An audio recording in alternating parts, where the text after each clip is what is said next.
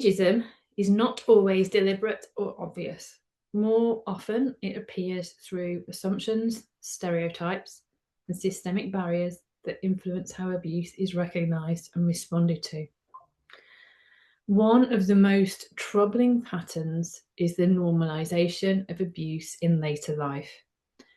So we've got societal stereotypes about frailty, dependency, and decline, and they can lead people to view acts such as physical violence, financial exploitation, or coercion as somehow less serious when the victim is older. In some cases, the behaviour might be minimised as part of family stress or the pressures of caring. In others, the harm itself may be interpreted through a lens of inevitability, as though vulnerability in later life somehow makes abuse more understandable. But abuse does not become less harmful simply because someone is older. Reviews frequently highlight situations where signs of abuse were attributed to the ageing process. Bruising may be explained away as fragile skin. Confusion may be assumed to be dementia. And then changes in behaviour that might be interpreted as decline rather than distress.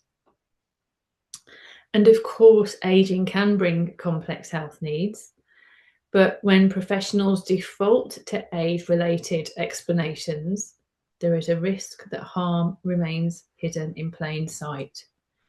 Professional curiosity matters just as much in later life as it does in any other stage of life. Many older people have absorbed messages over a lifetime about not wanting to be a burden. As a result, they may be reluctant to seek help or feel they're not entitled to support. This can mean abuse goes unreported for long periods, particularly where the perpetrator is a family member or carer. Then our ageist assumptions can also influence how certain forms of abuse are understood. For example, persistent myths around asexuality in older age can mean that sexual abuse is overlooked or poorly recognised.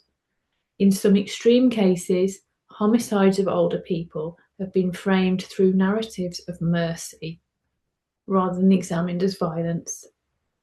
These assumptions can shape not only professional responses, but also how the criminal justice system interprets harm.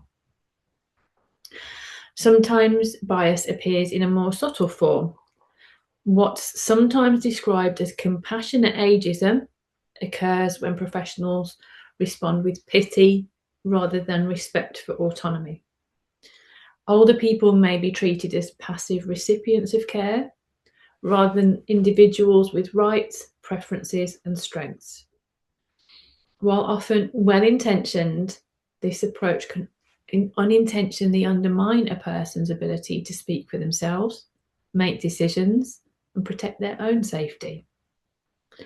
Another difficulty lies in the way information is recorded. So safeguarding systems don't always capture the full picture of abuse in later life.